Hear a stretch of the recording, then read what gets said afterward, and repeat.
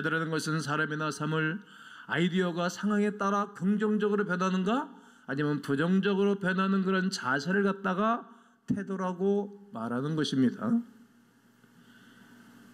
그러나 사람들은 자신의 태도가 신앙과 인생에 얼마나 중요한지를 잘 모르고 살아갑니다. 태도 우리의 삶을 바꾸는데 큰 영향을 줍니다. 또는 우리의 삶의 모든 영역에 큰 영향을 끼칩니다. 나뿐만이 아니라 내 주변에 있는 모든 사람들에게도 영향을 끼치고 나뿐만 아니라 자연에게도 영향을 끼치는 것입니다. 우리가 어떤 삶을 태도를 보느냐에 따라서 자연이 막 무성해지고 좋아지기도 하지만 우리가 잘못된 태도를 보이게 되어지면 자연이 망가뜨려서 결국은 자연이 우리를 마구 무차별하게 공격하기도 합니다. 우리의 태도가 축복된 결혼생활을 할 것인가 아니면 어려운 결혼생활을 할 것인가, 우리의 태도가 승진될 것인가 아니면 해고될 것인가, 나의 태도가 기쁨이 넘치는 삶을 살 것인가 아니면 우울하고 침울한 인생을 살 것인가, 나의 태도가 내 인생의 성공적인 삶을 살 것인가 내 인생의 실패적인 삶을 살 것인가가 태도로 주어지는 결과입니다. 한 동네 아주 무서운 할아버지가 있었어요. 아이들도 무서워하고 다 동네 사람들이 싫어하는 거예요. 대머리 할아버지 같은 사람이었어요. 잠자고 있는, 베트남에 있어서 잠자고 있는 할아버지 코에 동네 개구장이들이 뒤인장, 오래된 뒤인장을 코에 싹 발라놨어요. 일어나더니 냄새 맡더니 이거 느티나무가 언제 썩어버렸구만. 친구 집에 갔어요. 친구 집에 이 집도 썩었네. 자기 집에 들어갔어요. 우리 집도 언제 썩었어. 이렇게 표현했던 것입니다. 문제는 동네에 있지 아니하고 자기 집에 있지 아니하고 자기 자신에 있었어요. 자신의 코 밑에 붙어있는 된장 때문에 다 썩은 것처럼 보였던 것입니다. 어떤 사람은 썩은 된장과 같은 태도를 가지고 있지요. 문제는 다른 사람들이나 환경과 장소가 문제가 아닌데 말이지요. 문제는 바로 그 사람의 태도입니다. 지난주도 말씀드렸습니다만 많은 사람들의 잘못된 태도 중에 거짓말, 미움, 급한 성격, 비방, 그리고 반항, 교만, 화, 이렇게 7가지를 지난주에 말씀드렸어요. 우리가 가지고 있는 태도 중에 썩은 된장 같은 태도들이 있습니다. 그게 무엇일까요? 비관적인 생각이에요. 무슨 생각이라고요? 비관적인 생각이 썩은 된장과 같은 생각입니다. 비관적인 생각이란 환경, 사람들에 대한 부정적 태도를 말해줍니다. 비관적인 사람들은 잘못된 것을 강조하고 생각합니다. 그래서 그들은 항상 불평하고 또 다른 사람들에 대해서 늘 비난하고 공격성이 있는 사람들입니다. 또 하나는 분노입니다. 분노는 다른 사람들이 당한 상황에 대해 적대적으로 반응하는 것입니다. 다른 사람들이 자신이 원하지 않는 것을 하면 분노하는 거예요. 내 생각과 다르게 봐도 분노하고 내가 원하는 대로 상대가 들어주지 않으면 분노를 일으키는 거예요. 그건 긍정적 태도가 아니에요. 그럼 힘들어져요. 어려워집니다. 물론 분노하는 것은 정상이지만 자주 화를 내거나 아니면 작은 일에 화를 내는 부정적 태도는 우리 인생에 있어서 우리가 추방하고 멀리해야 할 부분입니다. 화를 자주 급히 내는 사람, 성공한 사람 못 받고, 자주 화를 내는 사람, 성공했을지라도 나중에는 주변의 사람들이 떠나는 거예요. 또한 걱정입니다. 걱정.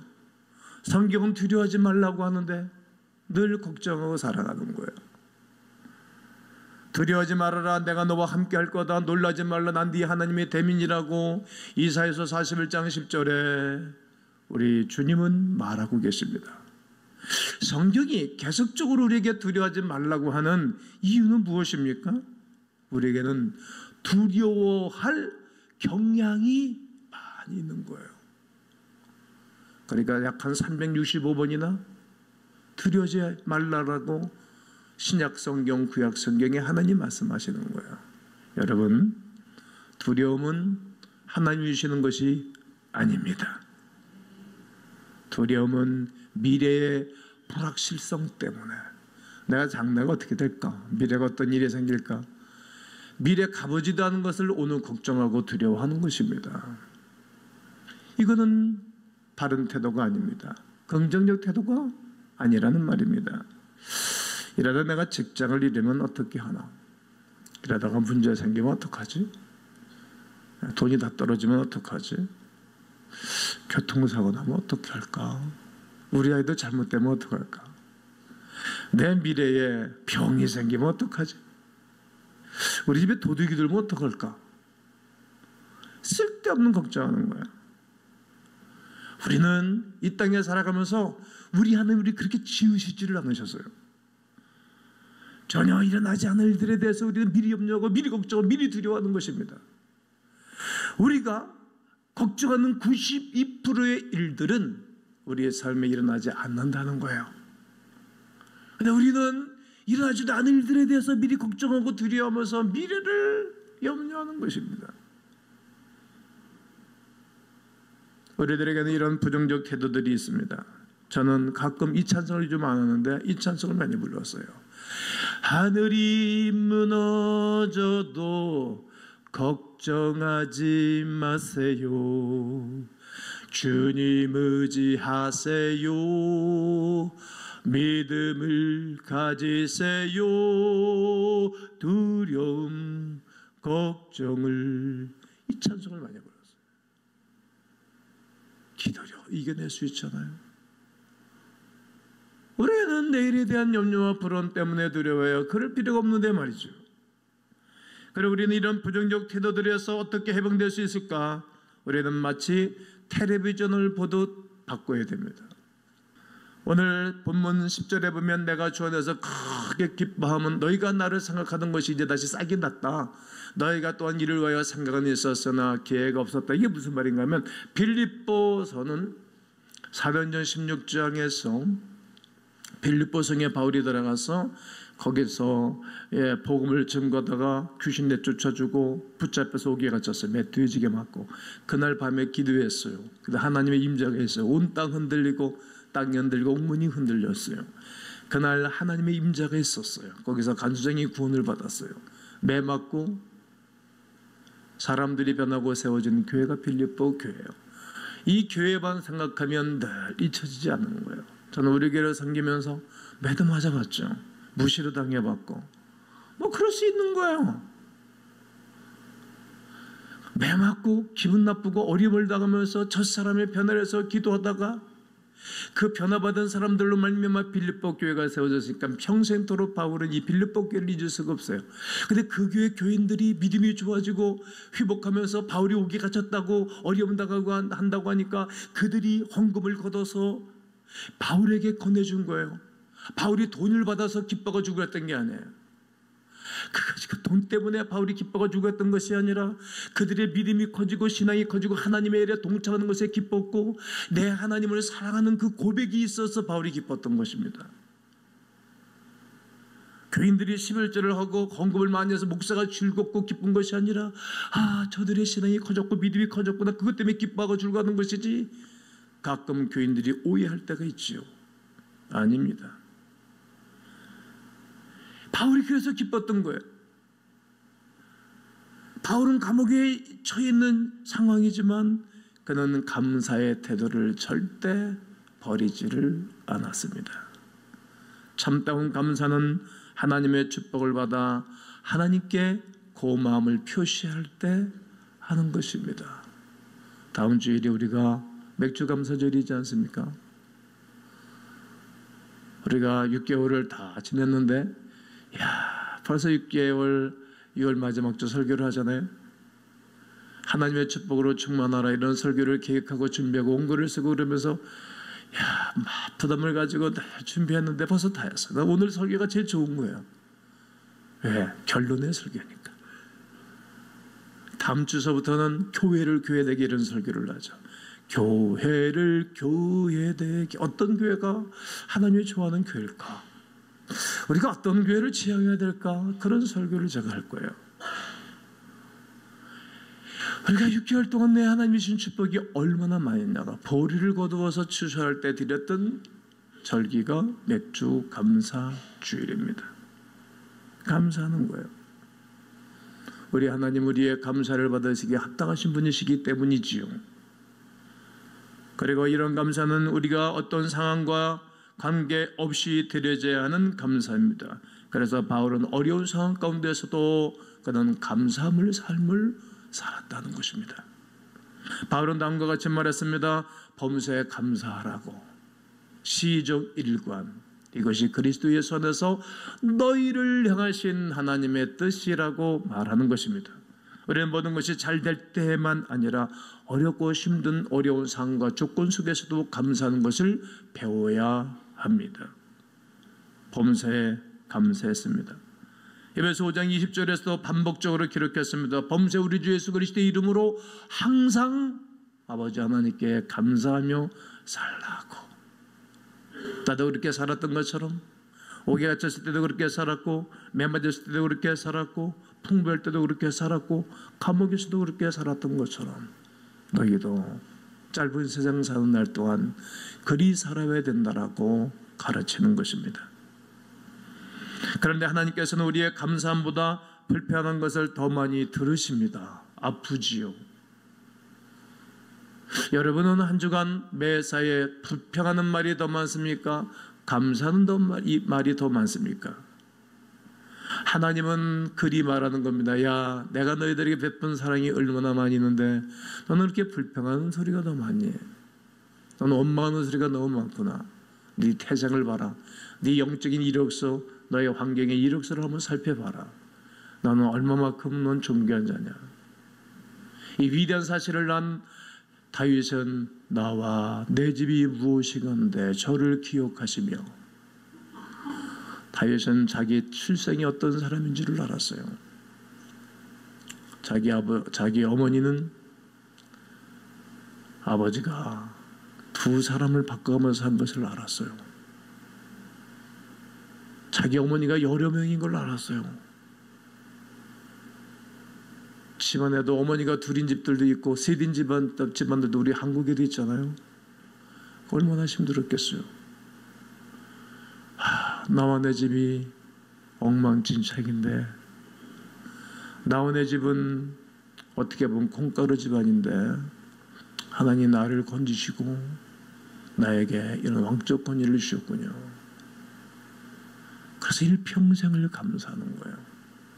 바울은 이력서는 좋았어요.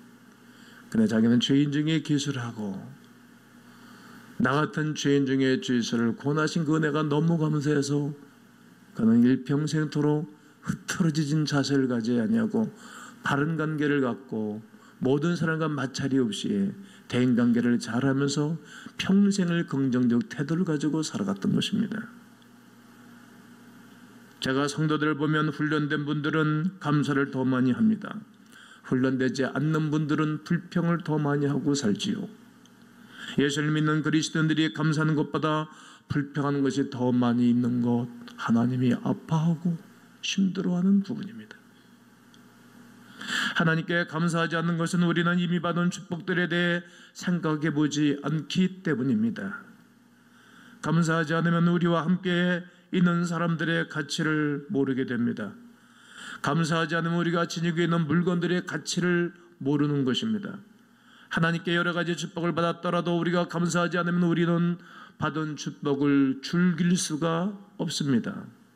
그래서 무엇을 가지고 있는가 보다 더 중요한 것은 우리가 가지고 있는 것들에 대해 얼마나 감사하고 있는 것인가 살펴보셔야 됩니다. 한 잔의 물의 가치가 얼마나 귀합니까?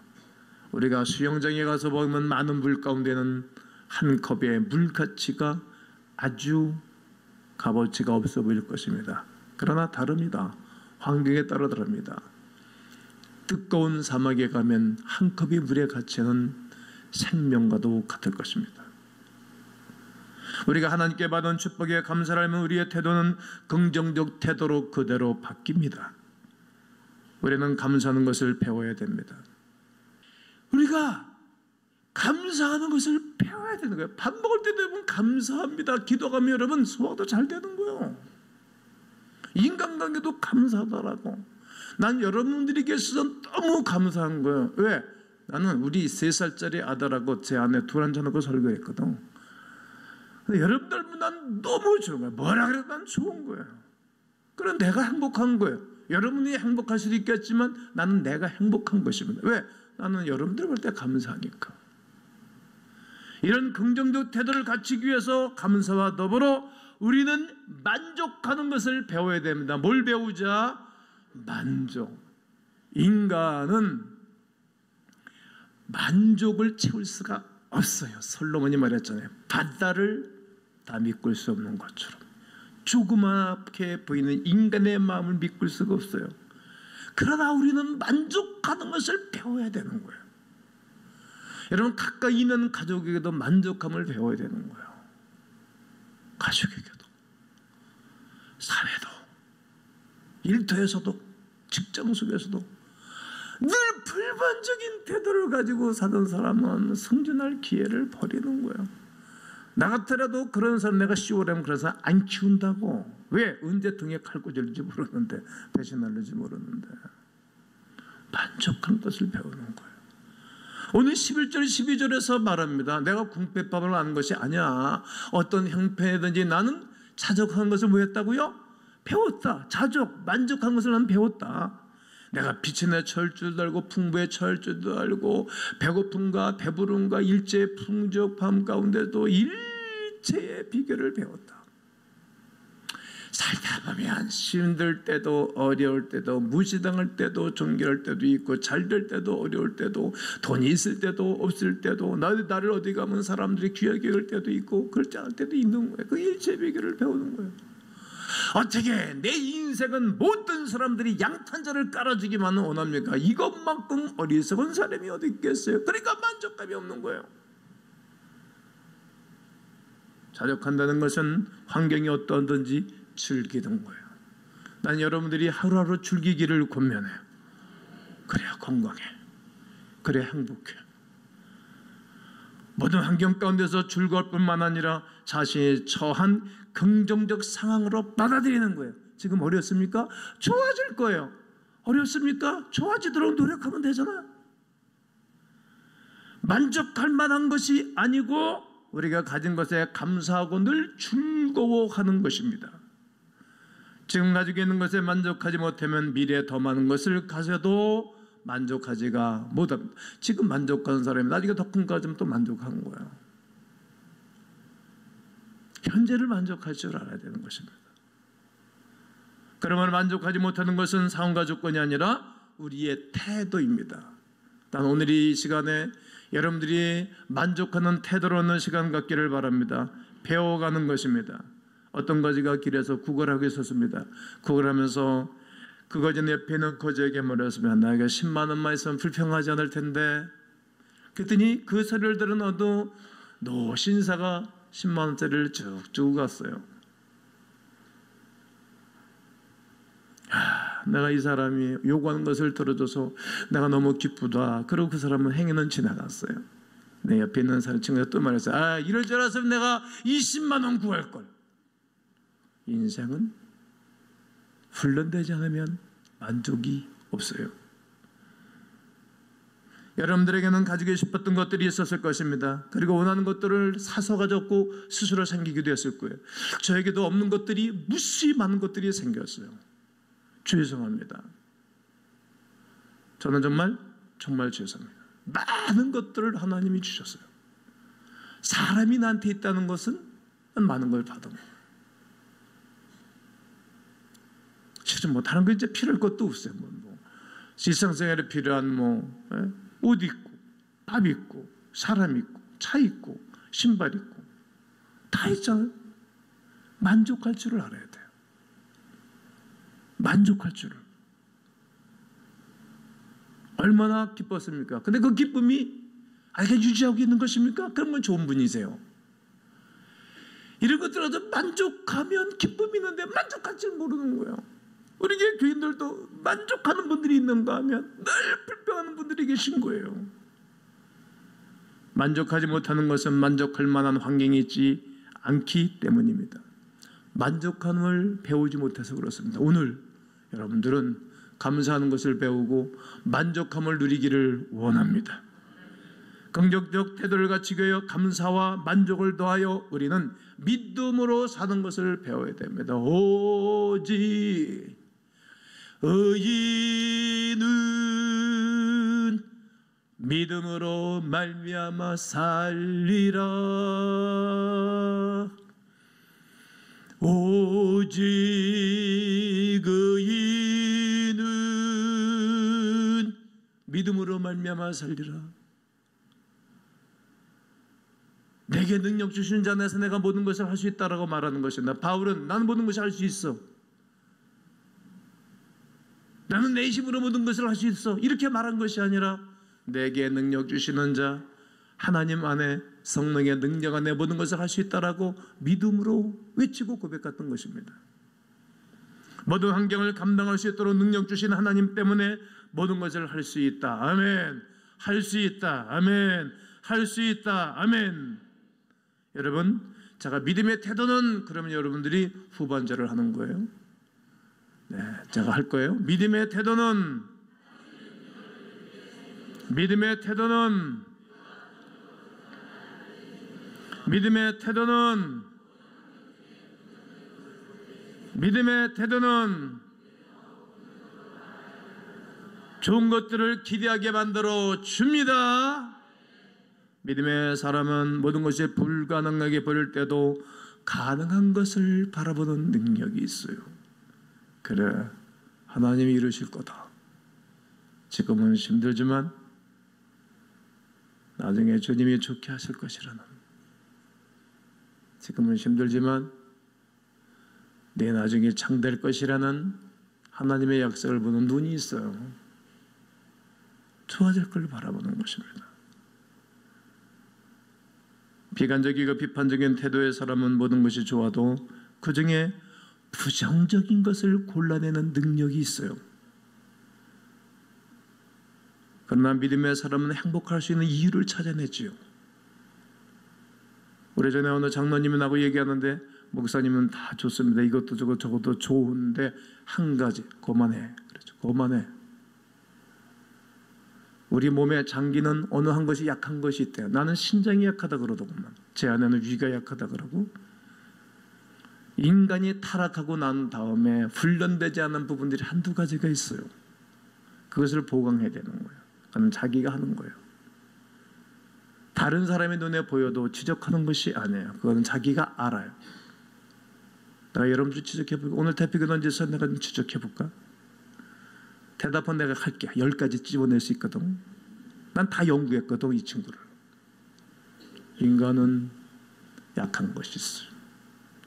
타락하고 난 다음에 네가 죄를 볼 수 있는 눈을 가질 것이라고 말하잖아요.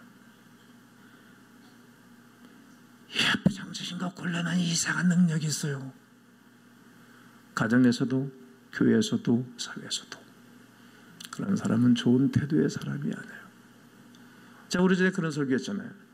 여러분, 부부 사이가 찢어지고 나눠지고 어려워지려면 아침마다 일어나서 공격하라고, 잘못을 지적하라고. 그럼 반드시 찢어져요. 믿음의 사람은 행복할 수 있는 눈을 가지고 있어요. 그게 믿음이에요. 비관적인 사람은 행복할 수 없는 이유를 찾아냅니다. 믿음의 사람은 나의 잔이 넘치나이다, 이렇게 고백을 해요.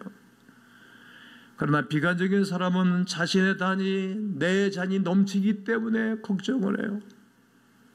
어떻게 이렇게 어처구니 없게 질 낮은 신앙과 질 낮은 생각 가지고 살아갑니까? 항상 우리가 찾는 것을 보게 됩니다. 우리가 긍정적인 것을 찾으면 긍정적인 것을 보게 될 것입니다. 그러나 우리가 부정적인 것을 찾으면 부정적인 것들이 계속 보일 것입니다. 그래서 자기가 힘들어지고 자기가 어려워지는 것입니다. 광부들은 흙 속에서 금을 찾아냅니다. 흙을 찾는 것이 아니라, 돌을 찾는 것이 아니라 금을 찾아내는 것입니다. 전 환경과 긍정적인 것을 원한다면 우리는 모든 환경 속에서 보물, 우리의 영원한 보물이신 그리스도 예수를 찾고 그 안에서 모든 좋은 것을 찾는 지혜가 오늘 여러분 가운데 있기를 원합니다. 부정적인 사람들, 비관적인 태도는 자신뿐만 아니라 주위의 사람들에게 아주 안 좋은 영향을 끼칩니다. 이런 바이러스를 없애기 위해서 바이러스를 죽이는 프로그램을 오늘 소개할 것입니다. 우리나라에 정치에 입문했던 모는 우리나라에 바이러스를 제거제를 만들어서 아주 일학 스타가 되고 훌륭한 정치인까지 됐잖아요. 바이러스, 우리를 실패하고 우리를 망가뜨리는 바이러스는 어떤 것입니까? 바이러스를 제거하는 프로그램, 회개라는 거예요. 회개하는 것은 헬라어로 잘못된 생각을 고친다 이런 뜻이에요. 부정적인 태도, 잘못된 태도로 고치셔야 돼요. 좋은 것 바라보세요. 주님 바라보세요. 하늘이 무너져도 솟아나는 주님을 발견하셔야 됩니다. 오늘 감사하는 것을, 만족하는 것을, 믿음으로 사는 것을 배우시고, 예수님이 모든 대인관계에서 매우 긍정적이셨잖아요. 세리도, 원수도, 몸 파는 여인도 그에게 와서 변화를 받잖아요. 나는 여러분과 제가 이 긍정적인 태도로 하나님의 축복으로 충만한 거룩한 삶을 살게 되시기를 주의 이름으로 축원합니다.